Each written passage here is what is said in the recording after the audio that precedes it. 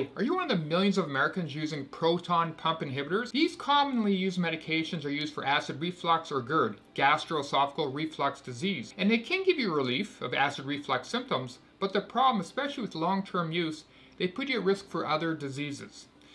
We need stomach acid to absorb nutrients like calcium, vitamin D, amino acids, break down protein into amino acids, B12, and other nutrients. As well, stomach acid is a natural barrier to infections, infectious organisms getting into our digestive tract.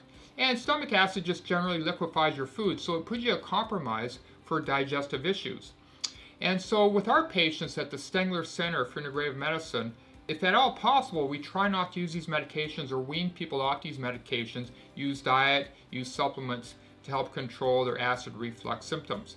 Now, recently the FDA came out with some other warnings for a group of 10 proton pump inhibitors. And some of the proton pump inhibitors you've probably heard about. We have things like Acifex, Dexilant, Nexium, Prevacid, Protonix, and there's other ones. And again, they all work very similarly by suppressing stomach acid. But as I said, the FDA came out with some new warnings. One is a condition known as syndrome of inappropriate antidiuretic hormone secretion. So this is a hormone which is involved in keeping fluid in the body, water in the body. So if you have problems, you're going to get water retention.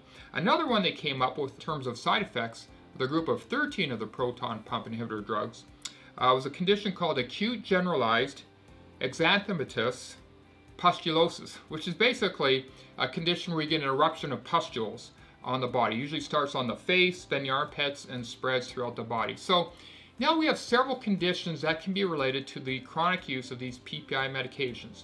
So we have things like dementia or memory cognitive problems, infections in the digestive tract, increased risk of liver cancer, and all the other conditions you could end up with in terms of having malabsorption of nutrients. So again, if at all possible, work with an integrative doctor to use diet, to use proper supplements, to get the body balanced out, the digestive system balanced out, so you don't need these drugs, especially on a long-term basis. If you want more information, go to markstengler.com, or you can go to my other website, americasnaturaldoctor.com.